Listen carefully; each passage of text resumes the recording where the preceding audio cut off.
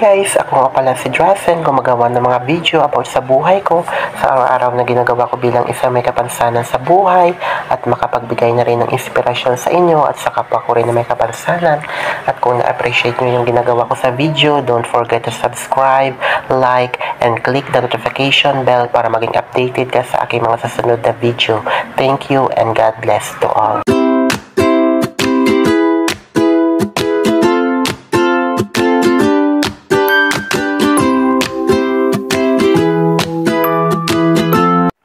Hello mga supporters at welcome sa ating tutorial video at yung ituturo natin ngayon mga supporters ay ang kung paano mag-clear watch history sa ating mga YouTube account.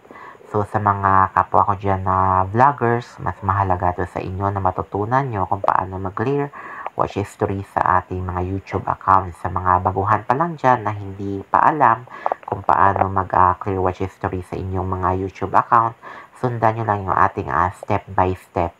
So, yung pag-clear watch history mga ka-supporters ay isang pamamaraan upang maiwasan natin na maapektuhan yung ating watch hour or yung ating banana sa ating YouTube channel.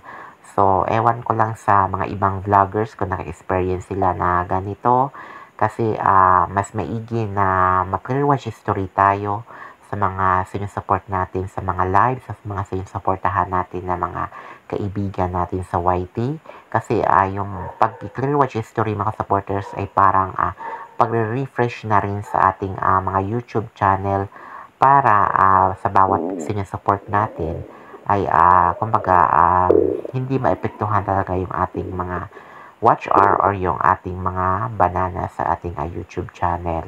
So, based on my experience, mga supporters, minsan kasi may kanya-kanya tayong paniniwala kung ano talaga yung pamamaraan upang hindi maapektuhan yung ating watch hour or yung ating banana. So, isa pa doon yung pag-clear watch history, mga supporters. So, bago pa lang kayo sa ating tutorials sa aking channel, just don't forget to subscribe, like, share, and comment na rin mga supporters and hit the notification bell para maging updated kayo sa aking mga susunod na mga upload at maging updated kayo sa aking mga tutorial sa mga alam ko pa na mga tutorial about sa YT na sinishare ko para makatulong din sa inyo. So, umpisahan na natin mga supporters kung paano mag-clear watch history sa ating mga YouTube account. At first of all, i-click lang natin yung ating YouTube profile sa ilalim. Ayan. Pag na-click nyo na mga supporters, click nyo yung view all. And then yung, ayan yung mga ka-supporters, yung mga na-support kong live, premiere, lahat, marami yan.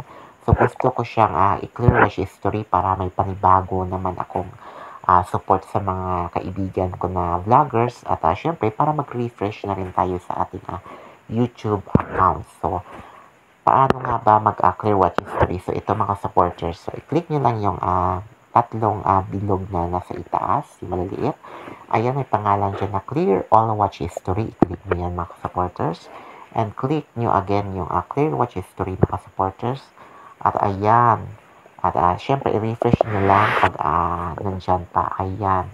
I-refresh nyo mga supporters. Ayan. So, pangalawang refresh, ayan, nawala na yung lahat ng pinanood ko or sinuportahan ko ng mga lives. Ibig sabihin niya mga supporters, may na-refresh na yung YouTube history nyo at mag-start naman kayo mag-support ulit sa mga live at dyan naman nare-record yung mga pinapanood nyo ng mga video, sinusuportahan yung mga live. So, same as usual supporters, yun pa rin yung gawin nyo para mag-clear watch history kayo sa inyong mga YouTube account. So, hanggang dito na lang yung aking pag-tutorial or yung aking pagtuturo kung paano mag-clear watch history mga supporters. And maraming salamat sa lahat na nanood sa aking tutorial ngayon. At God bless always sa atin lahat. And to God be the glory. Maraming salamat mga supporters.